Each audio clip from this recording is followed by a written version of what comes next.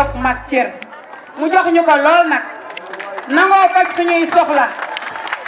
bu lay jox du nangu sax nga wax ko kon ñu ngi lay ñaanal nga dal ci jàmm te sees bi boo ci toogee yal na la jig maa saaliw ma dama lay ñaanal te dinaa la woyal lu neex gaa yi na ngeen ma aw ndax yaayam a ñëw suñu kër ñaanal ko te ragal naa ne ñaanu nday moom allah kulli xaal du naax saay e waay warooñi warooñi warooño te soo suñu yaakaar te doonu nax ndax yow bon na reño boole dooño warooñi warooñi warooño te soo suñu yaakaar te doonu nax ndax bon na reño boole dooño Sëriñ Saal warooñi warooñi warooño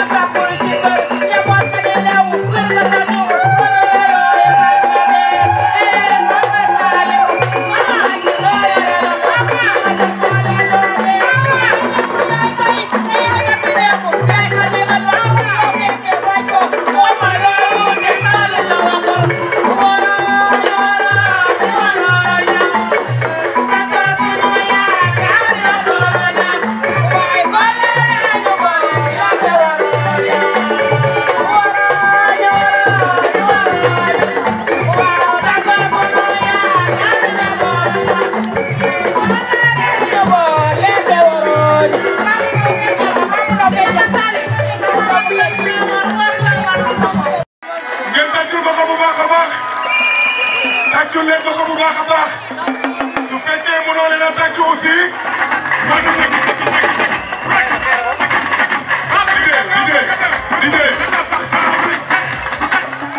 DJ bu ma def noonu Abdou Majid damay xool ba xam waa Mbour bëgg nañ le président Bachir Gueye ak monsieur le maire Saliou Ndiaye loolu laa bëgg a vérifier waaye fi ma koy njëkk a vérifier nag côté bii la yéen waa côté bii président yaakaar naa yéen bi salaa salaam mooy wax ni mooy tàmbali sa ndeyjoor. moom nga àndal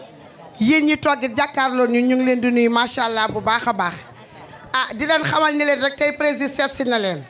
ànd ak ki nga xamante ni moom la wóolu ànd ak moom di liggéey ñu koy wax Saliou Ndiaye mu def ko tedd listam xam ne li nekk ci moom moo nekk ci Saliou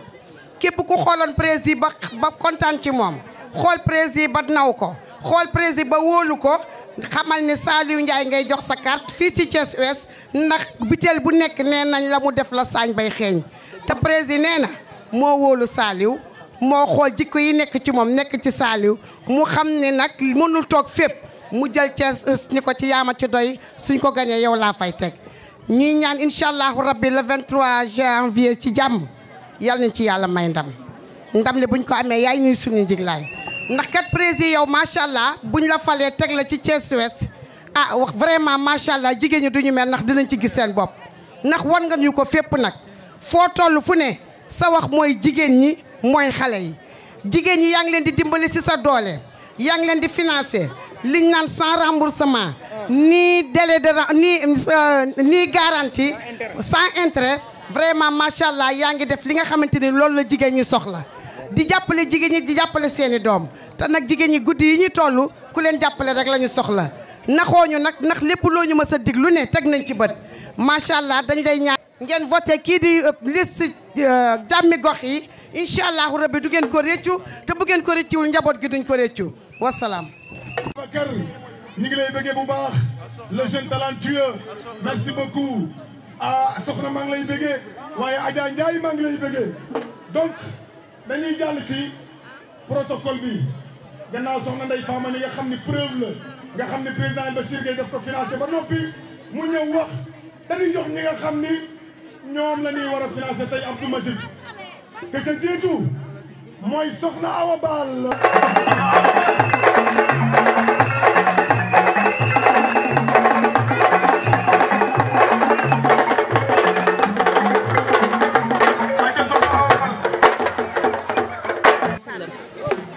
di sant Saliou Ndiaye di sant Ababacar waaye di sant naa El Bachir Gueye moom mi yëg jigéen ñi ba boole ci jigéenu Mbour 1 El Bachir yal na la yàlla fay yal na la yàlla taxawu fi nga jëm yal na leer naññ te dina leer incha allah Saliou jërëjëf yal na nga barkeel te chaise bi ñun waa Mbour 1 incha allah le 23 yaa ko moom. waaw fii moom duñu war kenn te kenn duñu war te warooñu macha allah Mbour 1 yëpp a ngi taxaw ñëpp a ngi sa gannaaw jërëjëf man nag sant naa yàlla dama kontaan trop parce que bés bi dafa neex ba pare yàlla bu yaakaar tas yal nañu yàlla jàppale ñu wasalaam. ziyaare di leen jox seen wàccewaay góor ak jigéen mag ak ndaw fépp koo xamante fi ñu koy nuyoo bi kontaan ci moom rek foofu laa ko tàmbalee. waaw di nuyu tamit suñu président El Bachir Gueye ak sama càmmiñ Saliou Ndiaye dañ maa yàgg boole ak moom ki tudd Hamadi Dieng Ramp moo ma boole woon ak moom mais xëy na tey la ko yàlla dogal. waa ñun jigéen ñi Mbour 1 nag vraiment ay jàmbaar lañu dañuy xëy fajar di guddee wàcc ki dem garage fa la ñuy fekk dañoo jaay ndox jaay zi ba sonn amul lu ñuy jaayut vraiment ñun banque yi dañu tee sonn léegi da ngay gël ñu abale 150 000 boo xoolee li ngay versé ëpp 250 000 ci ay intérêt dañoo sonn vraiment dañoo sonn bi ñu amee ki ñuy jox financement amuñu intérêt amuñu caution amuñu dara vraiment dañ siy jàpp di ñaanal yàlla El Bachir Gueye ñu ngi lay nuyu di la ziar mënuñu laa fay ak jàmm gox bi bi leen fàtte xool leen kii baa ngi nii le 23 juin dañuy ñaan yàlla rek le 23 janvier incha allah ci kàttanu yàlla dañuy ñaan rek jël seen bi teg ko suñu càmmiñ di Saliou Ndiaye incha allah yàlla nañu yàlla may ndam yàlla nañu yàlla may ñu bañ ko trahir. monsieur le maire fii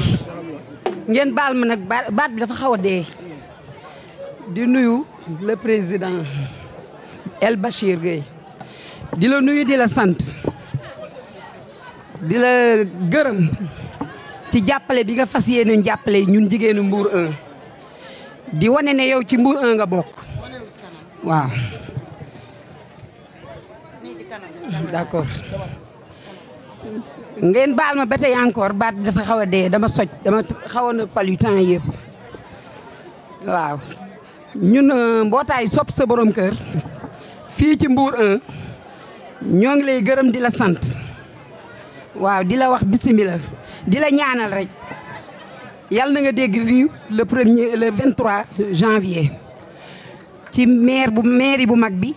Saliou Ndiaye ci mairie bu ndaw bii Thiès Ouest ñu ngi la koy ñaanal yal na ko sunu borom def waaw fas yéene liggéey rek fas yéene nekk sa ginnaaw rek di la jàppale waaw bulletin bi da ngeen ko xàmmee jàmmi gox yi bu la 23 ku ne na nga dem nga sànnil ko te am nañ ci yaakaar ne dina baax dina dégg wéew ngeen baal ma nag bëggoon naa wax lu bari mais dama xaw a feebar maa ngi ñaan encore une fois yal na nga dégg le 23 monsieur le maire.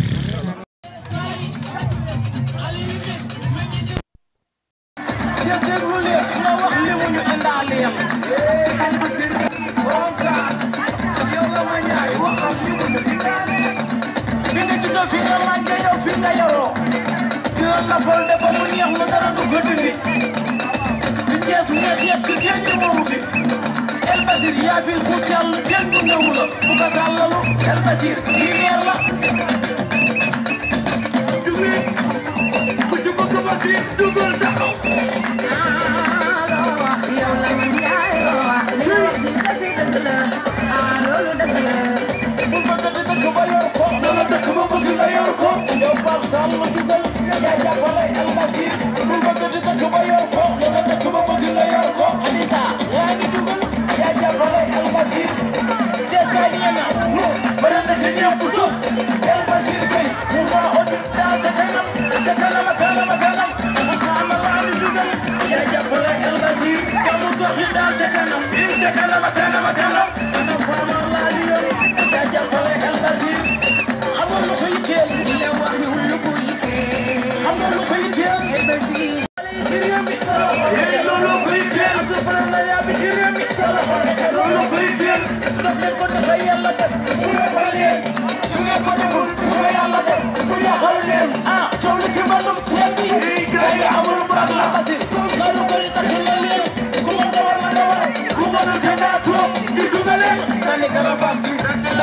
ko dootul lim ak woo dem woo yaa gore mu la seen ci ginnaaw moo jaxal la des yaa nga sa kanam moo basi ana ñu ko bëgg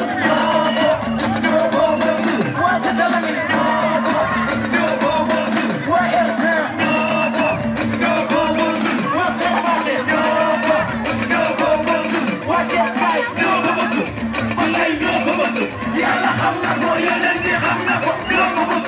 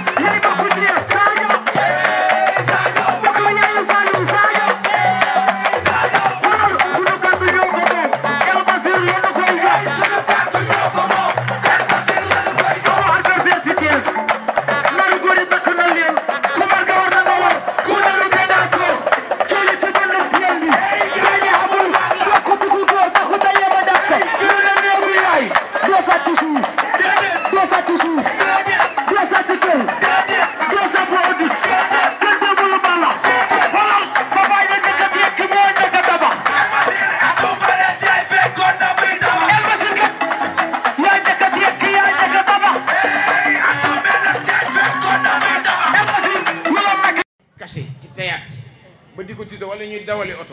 jëmm ji moo tax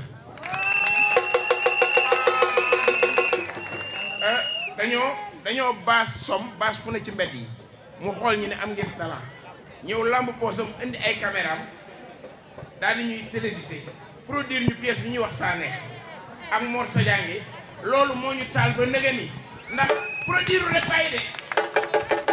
rek bàyyi la taalibe Cheikh la def ci ñaan ni kii da leen di taal te boobu ba léegi la ñu taal moom El Bachir moo leen tey ñëwuma kon pour animer ndax bu dee animation rek am na tey dama ñëwoon pour wax leen loolu ñu xam ko di leen xam ni Thiès dañoo fatigué dañoo sonn dégg nañ fi ay financement waaye bokkul ak financement bii kii joxe nag te kenn daaw ko jox bu leen nee dénk leen ma mën na koo dénk ah te Saliou ko xam yoon bi la Saliou Ndiaye mii tàccul leen ma Saliou waay mën a waaxu comme koy gën ñu fekk nag suñu kilifa mooy Xalifa Mbub bu ñu waxee te tudduñu ko rek day doy waar ndax kii bokk na ci ñi ñu tett dara ñaawul ñuy ñaan rek comme dafa guddi ci barke Sidi Aboubacar barke Sëriñ Fallu ndax dama ni ñaari tarixa yi bu doon cin sëñ Babacar Si ak sëñ Fallu ñoo xorom si loolu laa wax waaw kon may ñaan ci ñaari barke yooyu rek suñu borom may ñu ndam bu boobaa ñu xam ne maire bi ñu ngi koy soog a téye kenn duñu jiñ suuf am borom bis bi tey sunu njiit sunu kilifa sunu président Mohamed Ben Bachir Gueye moom bis sunu leader bi toog ginnaaw bu ma ko nuyee di ko sant au nom de tous les sympathisants et sympathisantes du mouvement Audit maa ngi leen di yëgal ni leen c'est une innovation à Thiès je dirais même une innovation ci Sénégal. Pourquoi? Son leader, le président Ben Bachir Gueye, n'a été jamais associé, ni de près, ni de loin, à la gestion des deniers publics de l'État. Mani, ma tekk ko ci olof, kii ñu àndal tey xamul État, mësul liggéeyal État,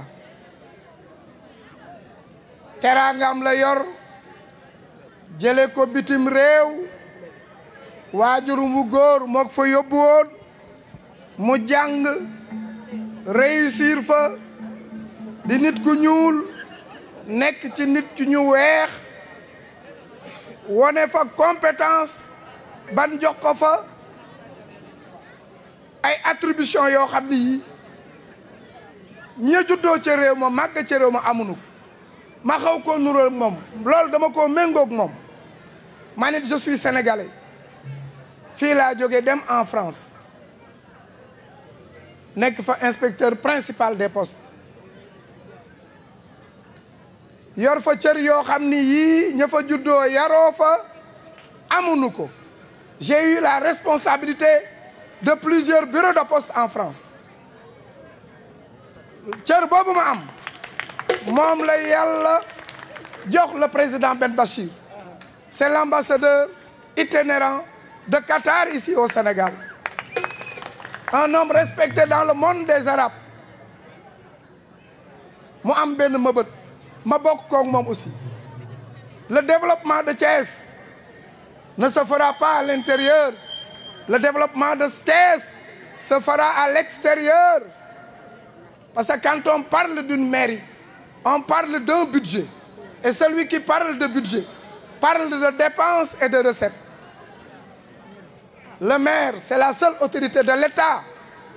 qui jouit de la double casquette, agent de l'État et agent de la commune. Au titre de ses attributions d'agent de la commune, il dispose de ce qu'on appelle un budget.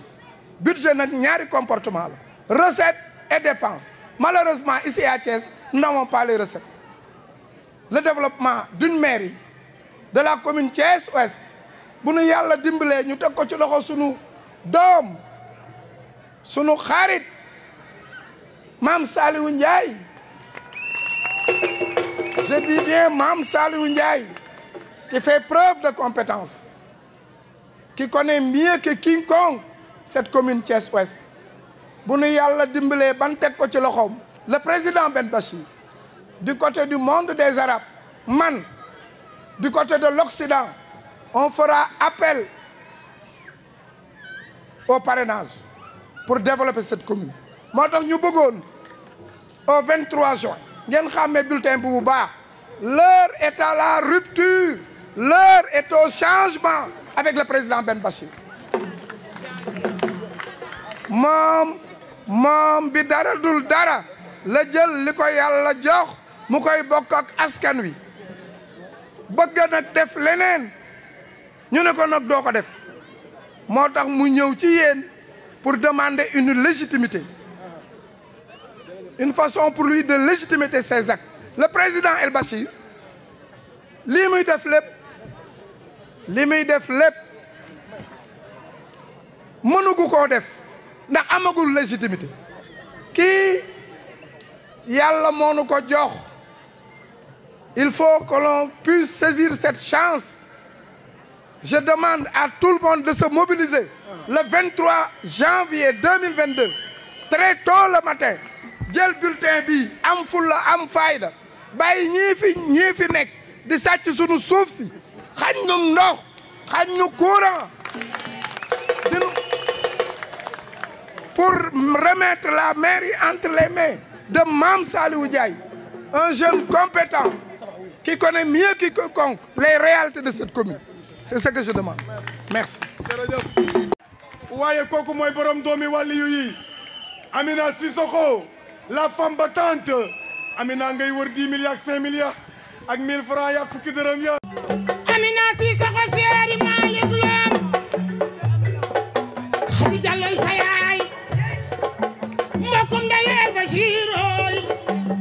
mbokkum nday Saliou Ndiaye bilaay damay jëwal ji war a way yàlla def ma may dëggaley man Asimu Sëriñ Fallu daal di lingeeru Sëriñ Fallu dara du ko dindi ku bëgg naa ku bañ na ma jox yow la sama yaram ni El Bachir nday ndaway sa yaay ndaw nday sa andeena aram fa xabaram mi ci nduku maañey Oustaz Gayay sa baay ana Bachir kaay Oustaz Gayay sa baay mbokkum nday Saliou Ndiaye mbokkum nday Saliou Ndiaye balay sa buri Sëriñ Mbakke Maaram mama sa waala mi ci naaneel El Bachir yaa jàppale jigéen ñi doomu ndayu Ami Kolle doomu ndayu Ami Kolle bilaay chéri Malick Lom bilaay femme de valeur bilaay way femme de valeur bilaay way femme sociale femme groupement bilaay mbokkum ndayu Bintu ndaw saane aram fa xam ci ndukumaan Alaaji Fallu laa la giñal da ngay jël ndam li juróom-ñaari Alaaji Fallu laa la lee moom xam nga lu tax jigéen ñi bu ñu jaaxlee bu ñu la gisee rek bépp ba ci góor ñi waaye ba ci néew di doole yi ba ci géwal yi yoroo rab yi ba ñu géwal yow boo jàkkaarloo géwal yi da ngay ree di bége barke Cheikh Ahmad Bamba te nag boo gañee mairie bi nag ma wutal nag benn bureau géwal foofu leen nuyu jeunes yi yéen ñëpp maa ngi leen di nuyu macha allah di leen jox seen wàccuwaay di leen masawu ci coono yaakaar naa depuis 5 heures ñu ngi fi di xool terrain bi mais fekk nañu 5 heures fii fees dell macha allah ñu ngi leen di masawu coono nag di leen wax ne le président El Bachir Gueye jar na ko. asalaamualeykum sama monsieur président El Bachir Gueye. maa ngi lay nuyu di la jox sa wàccuwaay bu baax Gueye Ndioro. di nuyu sama monsieur le maire Saliou Ndiaye di nuyu staff bi ngeen àndal ñëpp macha allah di nuyu audit di nuyu jàmmi gox yi di nuyu sama monsieur le maire Khalifa Mboub di nuyu femmes braves yi les femmes braves de président El Bachir Gueye femmes jàmbaar yi yéen da ngeen a jàmbaar ba mu jeex yéen saa yi su ma leen xoolee rek sama courage day gën a yokk barki Seydina Mohamed maa ngi nuyu ñëpp di nuyu Pape Sall di nuyu ñëpp at xaana waaye ma génn di nuyu Moustapha Gueye mu bari tiitar mi di nuyu ñëpp macha allah di waxaat ak jigéen ñi di gestuwaat di waxaat ak samay mbokk jigéen toujours dama leen di dolli di leen ñaax di leen wax ne leen dañoo bëgg changement te changement kenn duñu ko defal nag ñun ñoo koy defal suñu bopp da ngay dem ci lieu ni ko daam waxee léegi dama dugg ci salon bi di maquillé wu ma koy wax président El Bachir Gueye mu may laaj financement ma ne ko nañu arrêté financement neex na moom dafay financé avant mu naan élection wala muy dem campagne wala muy def dugg ci politique day financé ci biir campagne bi day financé après campagne waaye xam nga lan moo ko dàq fexe ñu gagné lii suñuy maire yi goxaat am légitimité bu rëy macha allah parce que ci loolu la ñuy am autonomie ñun jigéen ñi dañoo sonn ci poste de santé yi suñuy poste de santé amul ay hôpital amul ay lal autant pour moi suñuy poste de santé amul benn matériel suñuy doom yi dañuy feebar ñu dugg fa duñu am coton bu ñu fajoo duñu am alcool duñu am dara nga dugg si suñuy école primaire macha allah suñuy école primaire 4 portable banc moo ciy nekk ñu sonn lool ci lool du robinet bu xale yi naanee du toilette bu xale yi demee toilette du dara suñu koñaat yi ngay gis pour ñu évacuer ndox mi problème la su tawee amuñu oto mbalit buy yóbbu suñuy mbalit te loolu war nañ ko mën a xeex nañ leen taxaw ñu xeex loolu ndaxte kat suñu jàppale président El Bachir Gueye incha allahu taala ba mu teg loxoom ci 4 maires yi mu soxla ndax dafa jiital nag monsieur le maire Saliou Ndiaye waaye du ko bàyyi loolu man leer na ma leer yàlla dina ci dugal loxoom ba mu lépp jaar yoon incha allahu taala ndax nag ñun ñii jigéen ñi noonu lay def ak ñun macha allah du la jox financement rek bàyyi la mu ngi lay tette mu ngi lay gunge mu ngi lay encouragé mu ngi lay dooleel di la dolli xaalis te xam naa ne dina ko def ak Saliou Ndiaye mii incha allahu taala ba nga xam ne ni suñuy école robinet yeeg lampe yeeg suñuy koñ mbalit mi dinañ ko mën a jël di ko yóbbu di ko defar muy nekk ay engrais di nekk énergie te président El Bachir pare na pour jàppale ñu sunu marché yi sunu table yi sunu lépp président El Bachir taxaw na pour jàppale ñu ñun jigéen ñi ñun jeunes yi sunuy rakk ak sunuy doom xale yu ndaw yi sax président dafay ñaax jigéen ñi di leen wax yar leen doom yi ndax doom nag macha allah soo ko yaree moo la mën a jariñ suba jëkkër dina la may mu neex lool waaye bis bu la sa doom mayee nga kontaan nga yëg ne doom may na la kon képp ku lay ñaax ne la yaral sa doom yow la àndal yow jigéen président El Bachir Gueye dama naan ko il est trop féministe moom dafa ànd ak jigéen ñi ba mu jeex yal na yàlla ànd ak yow ci darajay Nabil Moustapha le 23 daal ana sunu spécimen bu baax bi bu baax baa ngi ni ni ngeen ko xàmmee ni ngeen koy statut bii daal la ñu soxla le 23 incha allahu taala ngeen lem ko dugal ko ci biir enveloppe yi te bu ko kenn collé ñu voteel président El Bachir Gueye non ñu voteel monsieur le maire Saliou Ndiaye monsieur le maire macha allah moom Mouhamadou Ndoye voteel Mouhamed Baar ñu jël 4 maires yi dem sampaate feete ko fa ci darajay Seydina Mohamed alayhi salaatu wa salaam. man il n'était pas prévu normoon jël kaddu parce que ñu naan kenn joxe bopp rocc lamiñ li ñu war a wax li ñu war a liggéey yëpp Saliou mi ngi si loxoom te ñu ngi si ginnaawam mais sànq bi ñu ñëw convoi bi ndeysaan dama taseeg fee benn groupe ñu xool oto yi xool affiche bi xool jotaay bi góor gi daan na cëy ñii fu ñu jëlee xaalis looloo tax ma jël parole tey ma di ko góor gi ñun dañuy liggéey ñun dañuy liggéey kese lañ gëm parce que xam nañ ni liggéey mooy tax nit ki libre li ñu naan liberté nga moom sa bopp liggéey moo la koy may amul yeewu message wala yónnee rappel moi wala vocal whatsapp al ma 2000 yónnee ma 2000 may ma 5000 xamuñu loolu te loolu lu tax xamuñu ko liggéey moo la koy may daan sa doole moo la koy may li si topp mooy ñu àndal nii ñëpp kenn soxlawu si kenn bu fekkee ci loolu la parce que ku nekk mënal nga sa bopp président El Bachir mënal na boppam bu ko neexoon kenn du ko fi gis ci téléem lay toog bu taalee télé bi gis ay meeting sax da koy zappe seetaan li ko neex jël avion def lu ko neex Saliou bu ko neexoon koñom lay nekk ku am problème mu terrain ñëw signalé ko mu suufu la jël ko ci yow newuñu si loolu fii ñi fi nekk yëpp dañoo liggéey gëm seen bopp doy loolu ñu am mais dafa am li si ëpp solo mooy dañoo am yërmande si seen askan xam ne am nañu njukkeel askan bi am na lu ñu war a delloo askan bi ndaxte Thiès nañu dëkk Thiès nañu yaroo waa Thiès ñoo ñu yar ñun waa Thiès nañuy tiitaroo ñun Thiès nañu xam ñeneen ñi fi dëkk ñëpp dañoo wàllu yaan si Thiès te ñeneen ñi si des ñëpp nekk nañu ay ministre Thiès ñu ngi dem meeting ñu ngi campagne feneen fu dul Thiès te nekk nañu Thiès ñeneen ñëpp amee luñu leen dara 20 ans ngi nii ñu leen di dénk buñ ne leen contre leen kii ñu contre kooku buñ ne leen xeexal leen kii ñu xeexal kooku luñ leen jox ñu jël ko dénkaane ko mel ni ñun li ñuy dang-dangi fu ñoom safu leen ñu dem ba jàppee ñu ñoo xamante ne nii amuñu xel wala dañ ay nit yu doyo dinañu jël suñuy suuf yi di ko nangu di ko caxatee dem ba respecté tuñu nit ñi ndaxte lu nekk muñal nañ leen ko 20 ans amul lu ñu def si dëkk bi bu fekkee ni xaalis bi jógewul ci président mu defar dëkk bi mooy tali yeeg lamp yi nga fi gis ñoom ñi nekk ci mairie bi defuñu dara ci dëkk bi du fu nit ñi fajoo du fu nit ñi jàngee du fu ñu nit ñi jaayee du fu nit ñi daanee seen doole bu xale yi demee bay góorgóorlu wut seen ay jakarta di dawal ñu leen koy tere bu xale yi demee ba góorgóorlu wut seen ay war gaynde seen ay dacia di dawal ñu leen koy tere te dimbaliwuñu nit ñi yërëmuñu nit ñi ñun lu tax ñu dugg si lii du lenn wutuñu fi xaalis wutuñu fi daraja defuñu ay tooxi doona tamit di wut fu ñu làqu loolu il faut mu leer si nit ñi boobu ba léegi ñi fi wax ay financement loolu non bu dee xaalis Macky Sall lañu ko ëpp ñi mu àndal ñooñu ko ëpp ndaxte liggéeyuñ ko suñu ay taxe la ñuy dajale ñoom def si lu leen neex donc bu doon xaalis kese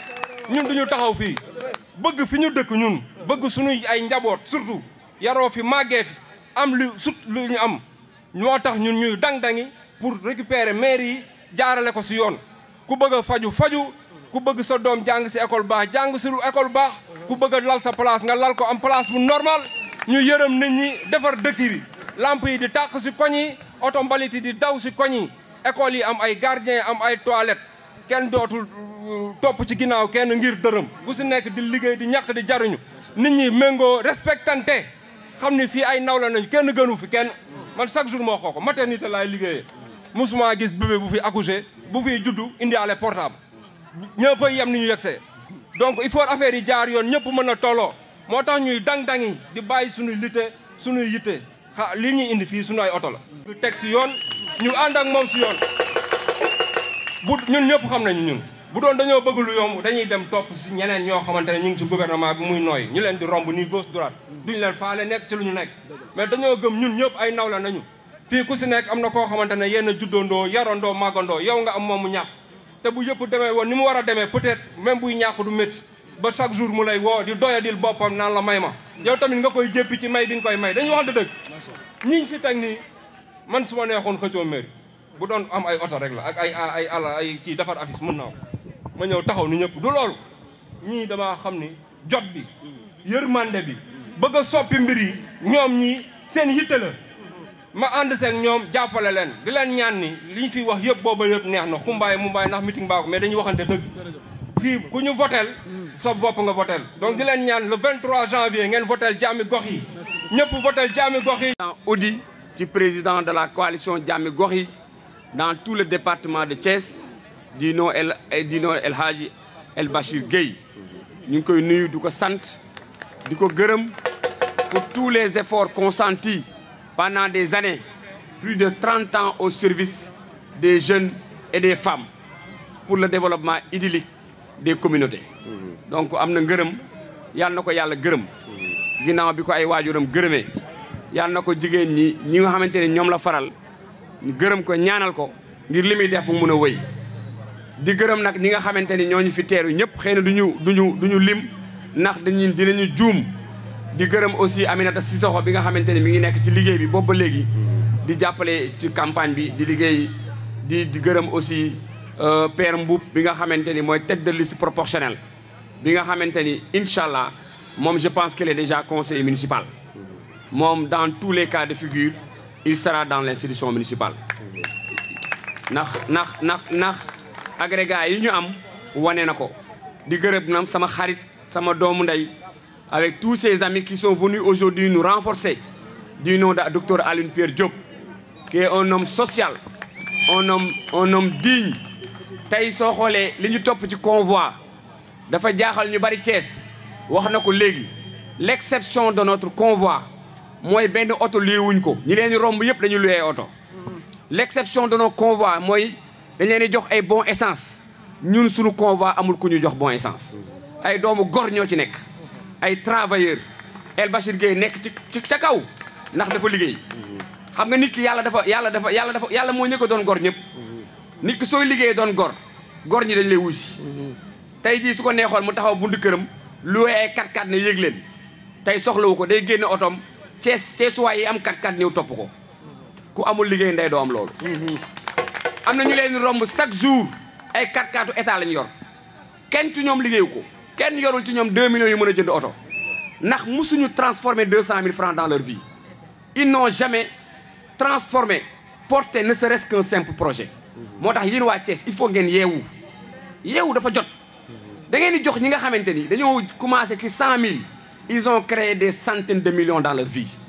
mais bàyyi ñi nga xamante ni dañuy xëy suba am 30 millions tas ko ngir nax leen loolu naxaate la xaalis ki koy jox da koy liggéey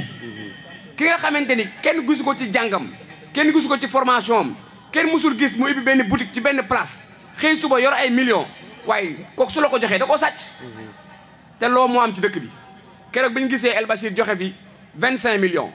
bërki démb dañoo dem Cité Lamine joxe fa 25 millions te nag ni ñu koy joxee bokkul ndax ñoom dañuy dem saraxu banque yi ànd ak ñoom ñuy signé moom xaalis boo xam lay joxe moom la xale yi naan pomme du new donc nag li nga xamante ne moo ëpp solo ci ginnaaw Mumbaay yi ñu nekk nga xamante ni dafa bokk ci campagne sinon sax duñ ko def ndax El Bachir dafa ne woon man duma meeting damay financé man soxla ma Mumbaay biñ ko nee nañ dem ci rajo ak télé yi dafa ni man dew ma rajo dew ma télé man je communique dans l'action moi je porte la communication actionnelle c'est ça sa philosophie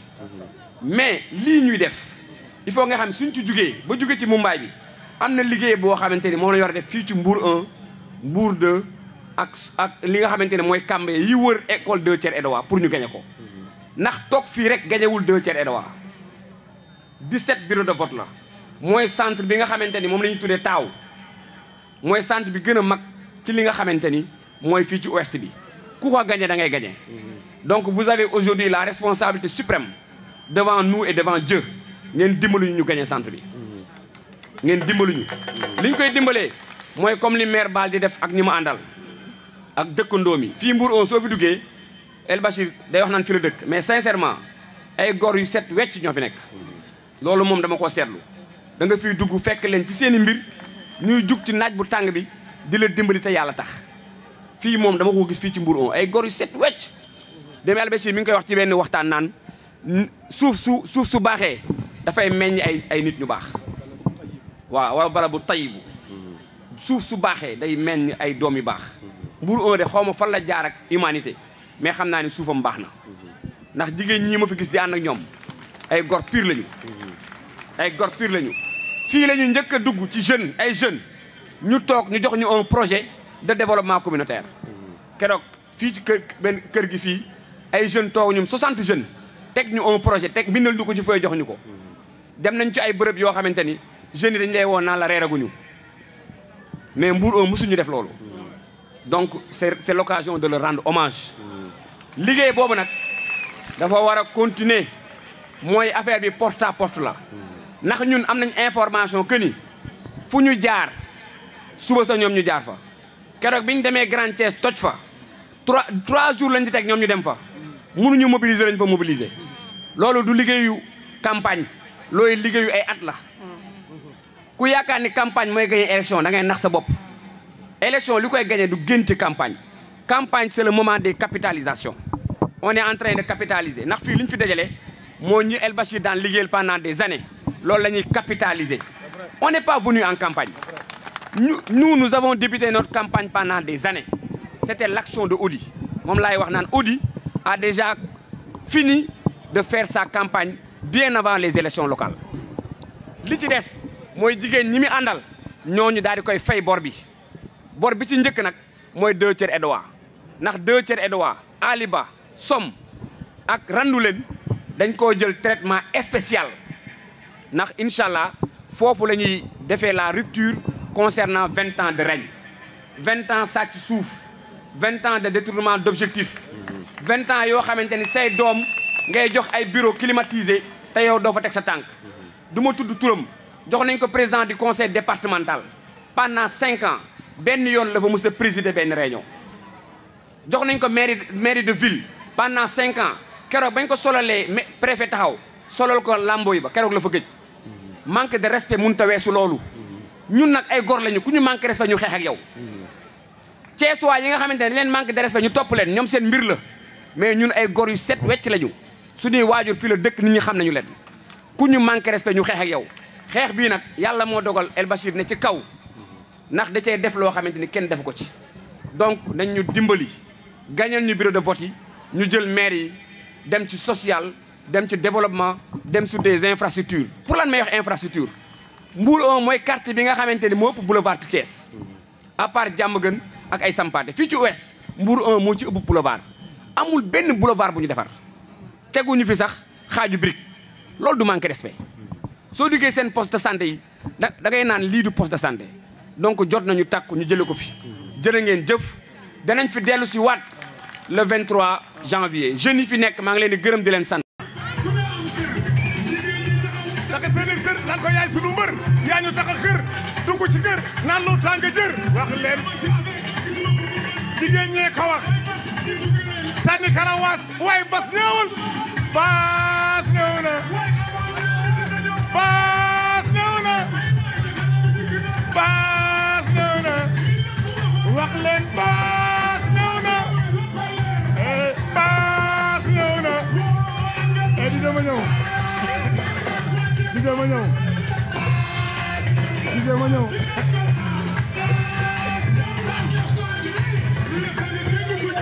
boo koy jeex mu lay réer El Bachir ñëw na maire gi nii ci dépasse faj ko mu fajal la ko ka ñëw indaale ci tey mu ñulug leen def kat yëpp ay légumes lañu El Bachir mooy seen King Kong yaag ñoom ba biir Hong Kong ku ci gàtt nga tingo baas ñëw na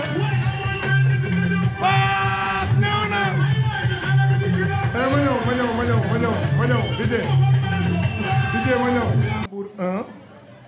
yéenay un ma ne président El Bachir mi toog lu ma ni c'est l'homme qui déchire waaye nag ku dul réfléchir doo xam El Bachir ma teg ci ne xam nga olof Njaay dafa am lu mu wax xam nga weñ waxuma weñ buy naaw de weñ yii laa wax weñ dafa fekk sébb buy tàkk weñ ñëw di ko dosé sébb ni ko weñ te ngaa yem ndax bu la forceron utiliser maa tax ndax forceron balaa moo bënn dara foog mu tàngal weñ bi ah ba sébb waxee loolu war a dem di dosé moom it ndox ni ko yow sébb yow yaa war a yem ndax fu ma la fekk fay la ba ndox waxee loolu au lieu mu dem moom it di jaay affaire naan def ay appui avant suuf ni ko booy wàcc ma lay naan ba suuf waxee loolu war a dem moom it di jéem a jaay affaire ngelaw ni ko yow suuf yemal fu ma la fekk déplacé la ba ngelaw waxee loolu moom it di dosé doomu aadama ñëw ni ko ngelaw yemal ndax loo ngelaw mën ngaa daaneel bâtiment daaneel ay lu ne waaye man doomu aadama mënoo maa daaneel doomu aadama au lieu ba mu waxee loolu dem toog moom it muy dosé waaye ba ko fa dee fekkee ni ko moo la fekkee foofu foog nga simmeeku ji ba dee waxee loolu di dosé ci la jëf ju baax ñëw taxaw ni la yéen ñëpp maa leen féete kaw kon nag El Bachir yàlla na sa jàmm yàgg du yàgg nag man damaa kontaan waaye jàmmi gox yi da ngeen koy bàyyi xel wax naa leen ko bu baax de ku bëgg jàmm ci biir gox foog ngay ànd ak waa jàmmi gox yi wax naa leen ko nag waxaat leen ko nee naa leen xel mu saturé ak liir bu prématuré ñoo yem xel mu saturé ak liir bu prématuré ñoo yem man balaa maa mën a kontaan ñëw ci meeting jàkkaarloog sama xarit moom dafa gaaw ci ma dugg rek mu commencé bul dolli de bu ma baas ñëw na day maa du rëcc day maa du rëcc commencé dina de maa di das gaa dafa gën ko das gën ko das gën ko das gën ko das raga do gën ko ndaj El Bachir l'homme qui déchire jërë ngeen jëf ak sa sant di wax daam chéri ko jërëjëf foo ma fekk rek sagal ma kii mook sama jëkkër ñoo bokk benn baay waaye nii rek la programme bu ma fekk damay sagal yal na la yàlla sagal sàmb may nuy kii di suñu président El Bachir di ko delloo njukkal tubaarkàlla di ko jox wàccuwaayam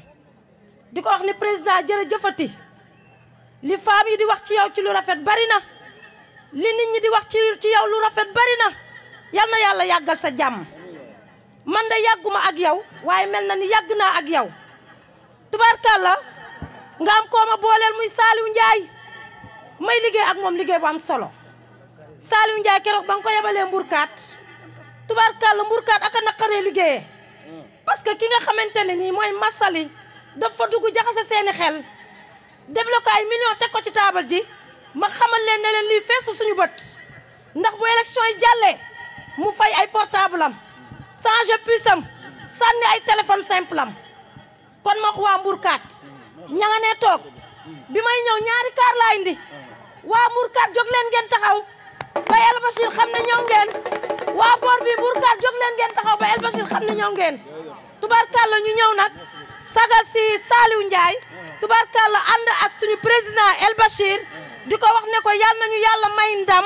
ci li ñu jëm ci barke Seydina Mouhamed di nuyu ki nga xam ne mooy sama cousin baayam moo ma yar moo ma maye muy Sadio Kanté kii papa moo ma yar mbokk yaay njaga far yoo ley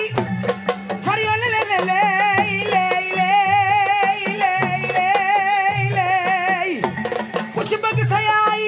sa loxo ca kaw ku ci bëgg sa yaay booy sa loxo ca kaw Basir laay wooy mbokk mbay Moustapha Gueye mbokk yaay Pape Sallo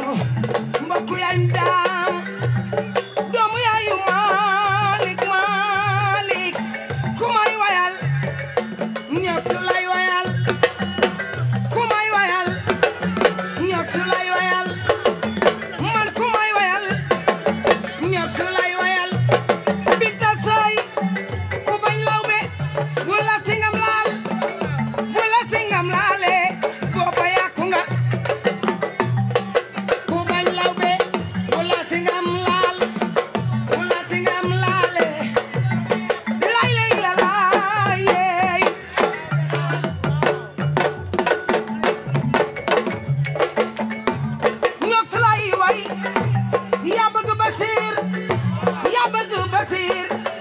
jàppale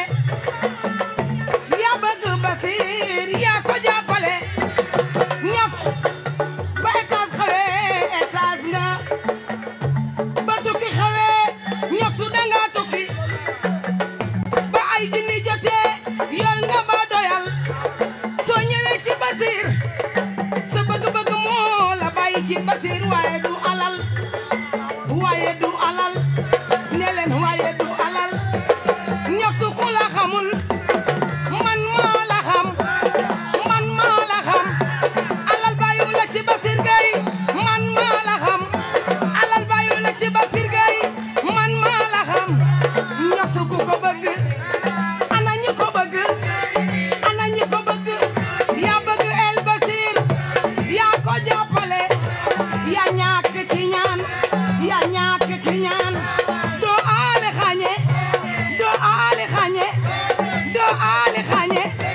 doo aale xañe alal bàyyu la ci Basir doo aale xañe ana Malick kaay waaye xoolal Abdou Mazid daam dama bëgg nga may ma li may wax kii la jaraatu mbay corona mbay jaraatu na dëkk boo dem ña ngay jara doomu yaay Malick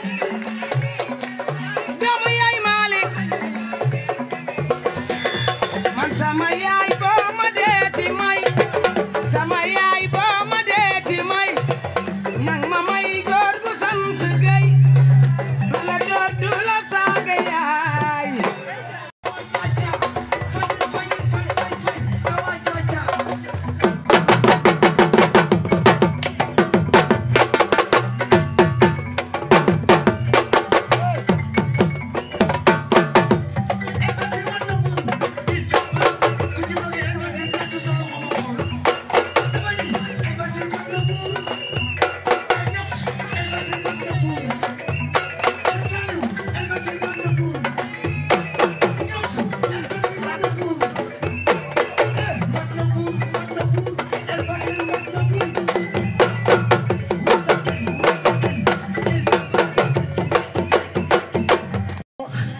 fii laa koy seedee ci kanamu mbooloo man mii di wax ak yéen le premier mouton de tabaski que j'ai offert à ma maman moom moo ma ko may président loolu xaw ma sunu ànd fan la jëm xaw ma àdduna nu muy mënti demee waaye ba yomal xiyaam bu ma yàlla joxee occasion ma defal la ko parce que ni nga mel ci sa yaay noonu laa mel ci sama bos beneen bi mooy mu ne ma Baye Dame da ngeen maa ëpp tuuti chance ma ne ko chance bi lan la kon de ñun da ngay bëgg a dee pour ñu yaanu ëpp lépp mu ne ma musuma am occasion may sama yaay 50 000 francs 50 000 nag waxin la waaye moom 50 000 la mooy 5 millions 500 millions ni ma bu ma sañoon tabaxal sama yaay kër bu ma sañoon yóbbu ko Makka bu ma sañoon jëndal ko Range Rover muy dawal oto yu gor si di dawal mais je n'ai jamais eu la chance mu fekke samay teranga mu ne ma waaye loolu du tax mukk ma téye sama loxo dinaa fexe ba yéen ñii wala keneen ku mënti doon bëgg a teral sa yaay te mënoo ko ma féete la foofu tàccu leen ma le président El Bachir Gueye bu baax a baax loolu olof la damay ñëw ci yow ci tubaab président ñu bari dañ naan président El Bachir li mu yor fu mu ko jëlee mais étant le fils de Oustaz Ahmed Gueye di Ajaratu Ndeye di nuyu soxna yi ñu fekk yëpp nga xam ni ñoom lañu fi tax a gën a ñëw surtout pour les financements donc bu may nuyu soxna Awa Bal bu baax a baax di ko féliciter di ko encourager parce que tey jii dafa baax bu ñu nekkee ci yu mel ni soxna Awa Bal ñu rendre ko hommage parce que loolu la ñuy xaar ci jigéen tey li ñuy xaar ci jigéen mooy ay soxna yoo xamante ni dañoo exemplaire ay soxna yoo xam ne dañoo nekk ci koñ di def lu baax ñëpp jox leen cër foo leen fekk ñi ngi jàppale jigéen ñi di jàppale njaboot soxna Awa Bal bokk ci ñooñu donc ñu koy félicité waat bu baax di ko encouragé donc di remercier aussi wala di nuyu aussi nga xam ne mooy Nanti Dieye nga xam ne aussi présidente beneen cellule bi la di remercier aussi Ouley Samba Diallo nga xam mooy présidente benn cellule bi aussi donc di encore remercier aussi présidente yi nga xam te ni ñoom ñoo di remercier femmes yi nga xam ne ñoo jógee ñooy femmes ñi nga xamante ni ñoom ñooy waa ñoom ñoo ànd ak ab sëpp yi représenté par Soxna Fall ñu koy nuyu bu baax a baax di nuyu Soxna Jiite aussi waa Cité Senghor di nuyu aussi femmes yi nga xam te ni ñoo bàyyeekoo ñoom ñooy waa femmes yi nga xam ne service des mines lañ ñoom aussi ñu leen nuyu bu baax représenté par Awa Cheikh Ndiaye. donc di wax ni kontaan nañ tey ñëw fii ci Mbour 1 comme ni ma ko waxee sànq rek pour ñëw def fii ay financement donc damay wax chaque fois que ni tey jii li nga xamante ni moom mooy le développement inclusif wala li nga xamante ni moo tey jii mooy la croissance inclusive mënuñu ko réussir mukk lu dul fekk na lii ñuy def tey jii defuñu ko donc lii ñu def nii daje tey ak ay jigéen pour waxtaan ak ñoom lii mooy indi loolu ñuy wax le développement inclusif donc tey jii dañuy sant yàlla bu baax a baax ba nga xamante ni ñëw nañ fi dajeek mbootaay yi pour waxtaan ak ñoom ci li nga xamante ni moom mooy la croissance inclusive donc moo bëgg a wax ne ñun lii nga xam ne moom la ñuy joxe ci ay financement bokkut ak ni ko ñeneen ñi di defee ñun ça fait plus de 2 ans 3 ans ñu nekk ci li nga xam ne mooy le développement di ko def te bi ñu koy def boobu ba léegi aussi dañoo amoon un objectif très précis suñu objectif moo doon ñu atteindre comme ni ma ko waxee sànq la croissance inclusive mais aussi ñu fexe ba jigéen ñi am l'autonomisation nag boo ko déggee mooy autonomisation des finances mooy jigéen yi mënal seen bopp parce que tey jii loolu ñuy wax le développement jigéen yi mënuñu ko am ak seen mbootaay yi ak seen cotisation yi il faut ñu jàpp leen pour ñu am autonomisation donc autonomisation boobu nag pour ñu jox leen ko pour ñu jàpp leen ci ngeen am ko wax naa ko ñu rawut ak comme ni ko ñeneen ñi defee ñun li ñuy def dañ ko def li wajhillaahi taala chaque fois ma fàttali ko te c'est important ma fàttali ko li tax ma koy fàttali mooy jamono ji ñu toll nii dafa bëri ñoo xam ne dañoo jóg pour di jéem a def li ñuy def mais aussi loolu mënut a ñàkk li tax mënut a ñàkk c'est parce que tey dafa am ñoo xamante ni aussi ci ñun li ñuy def dañ koo mérité parce que loolu ñuy wax prostitution déguisée dafa bëri fii ci politique mu am ñoo xamante ni aussi amuñu seen ngor te nit ngor rek la am santé boo ko ñàkkee xëy na di nga ko amaat alal day dem ak a ñëw mais lii di dignité lii di honneur boo ko ñàkkee torox nga nekkatoo nit animal sax lay gën ndax animal liñ ko doyee sax mi ngi koy def ulaa'ika kal an'aam bal hum adall loolu la ko yàlla waxee am na ñi nga xamante seen taxawaay buñ deful ndànk animal sax du koy gën ndax animal li ko tax a jóg mu ngi ci donc nañ bàyyi prostitution déguisée wax naa ko fii chaque fois les politiciens lépp luñ la indil di la ko jox di la ko woon du dëgg c'est faux même 25 millions yooyu ñuy wax jatara joxewu ko je défie képp koo xamante ni mën na wane ne joxe de 25 millions du ko joxe ba mukk tappale politique yooyu nag lañ bëgg ñu pare ci ñu génn ci pour ñu génn ci nag il faut que population sénégalaise soit éveillée boobu nit ñi li ñu ci mën mooy wax ak sensibiliser boobu ba léegi ñu ngi wax ñu ngi sensibiliser li ci des nag nit ñi ñoom ñoo war a xam ñoom ñoo war a comprendre bu ko defee ñu xam ni dëkk bii dafa jot ci ñu liggéey ko te pour ñu liggéey ko ni ma koy waxee chaque fois il nous faut un code de discipline en plus de l'éveil des consciences donc code de discipline boobu nga xam te ni dañ ko war a def ñun ñëpp ñu assujettir pour mën a doxal dëkk bi pour ñu mën ko doxal nag il faut que ñu déloger ces politiciens là parce que politiciens yi fi nekk politique mooy seen métier tant que ñu ngi jël politiciens yi nga xam ne politique mooy seen métier di leen teg suñu mairie yi di leen jox suñu état dëkk bi du dem chaque fois ma rappelé que ni la cupidité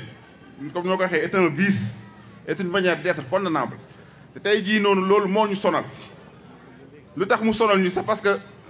damay fàttali Sénégal est le 24e presque pays le plus pauvre au monde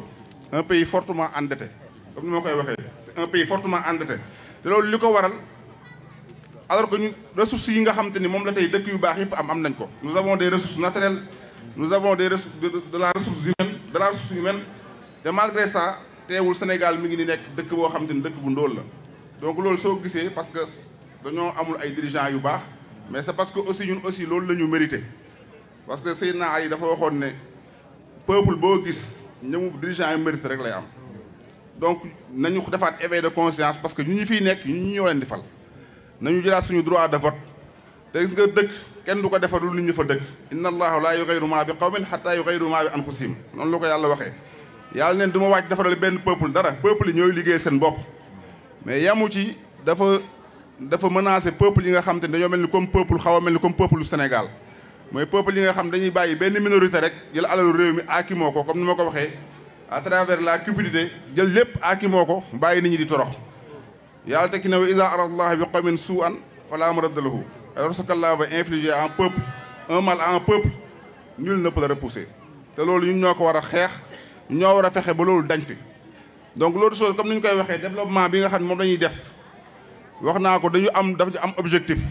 sànq Baye daal mi ngi koy fàttali c'est un pré-tournoi donc dañu bëgg bu ñu leen ko joxee tey ji soxna Awa Bal bu ñu ko joxee li nga xamante ne mooy financement yi mu séddale ko mu bañ koo séddale mu fexe mu diviser cellule bi en 4 parties chaque partie mu jox ko mu liggéey 3 mois ñu jox benn partie ñu liggéey 3 mois loolu moo ñuy permettre ñu atteindre la croissance inclusive ñu def une rotation complète au bout d'une année et loolu c'est important parce que tey jii problème yu nekk ñun ñoo ci mën a génne suñu bopp te ñun gëmuñu li ñuy wax légitimité wala autorité pour mën a taxaw liggéey dañ jàpp ni dëkk bi pour ñu defar ko soxlawul légitimité ak autorité bu ñu nekkoon sax ci dëkk boo xam ne dafa am démocratie ñun duñ sax dugg ci politique su boobaa développement rek la ñuy def parce que tey jii chaque jour moo joxe exemple ci dëkk yu mel ni Singapour wala Brésil c'est des pays yi nga xamante ni dañoo am émergence à la base parce que ay nit ñoo nekk di liggéey dajale seen doole dajale seen kàttan dajale seen alal liggéey ba egsi fi ñu egsi donc tey jii loolu mën na nekk Sénégal mais malheureusement dañu nekk ci dëkk bi nga xam ne politiciens yi bëgguñu gis kuy liggéey bu ñu gisee kuy liggéey dañ lay jéem a mettre les bâtons entre les roues pour jéem la tàqatal pour nga bañ a egg loolu moo tax sax ñuy dem di wut légitimité ak autorité mais si lu wóolu loolu mën nañ ko bañ a am d'autre chose mooy li ma bëgg a wax nga xam dafa am solo moom mooy am na ñuy wax affaire cortège bi nga xam ne moom mooy dem ak a ñëw dama loolu am na lu ko ëpp solo li ko ëpp solo moom mooy liggéey bi nga xam ne dañ ko abattre bu yàgg presque plus de 2 ou 3 décennies man ñi ma xam ñëpp dañ ma xam ci social ëpp na 30 ans te social boobu moo doon def tey moo dem ba jur lii nga xam te ne mooy le mouvement audit nga xam ne am na 3 ans donc audit bu mu juddoo ci 3 ans juste pour formaliser li nga xam ne yàgg naa ko def ci social la juste ñu yokk ci développement ak entrepreneuriat parce que loolu laa gëm donc may wax ni tey jii loolu li ngeen gis yëpp mu am Thiès wala coow li nga xam ne yëpp am na autour du mouvement audit c'est parce que c'est un long travail liggéey bu yàgg la loolu il faut bëgg naa ni ñu ciy bàyyi xel tey jii engouement bi nga xam dafa nekk autour du mouvement audit et de la coalition Jàmmi Gox yi du tey liggéey bu yàgg la cortège bi nag xëy na tey politiciens yi ñoo jóg di ci wax mais li ñuy def moo ëpp fuuf ay cortège man su ma waxee financement yi je suis à presque plus de 600 millions yoo xam ne finance naa ko ay cellules de femmes te li ma yéene Thiès yéene ko Sénégal loolu moo ci gën a tuuti parce que wax naa ko sànq Khalifa rappelé na ko coopération décentralisée moo mën a dimbali suñu maire yi te man yàlla defal na ma baax ma am ay relations dans les pays arabes donc relation yooyu bëgg naa Sénégal profité ci bëgg naa Thiès profité ci wax naa ko man j'ai un projet de ville dama namm lu bëri ci Thiès loo xam dama bëgg a wane dama ko bëgg a wan waa Thiès dama bëgg ñu jox ma Thiès ma liggéey ko c'est su boobaa moo wane ni politiciens yi yëpp ay cuuna lañ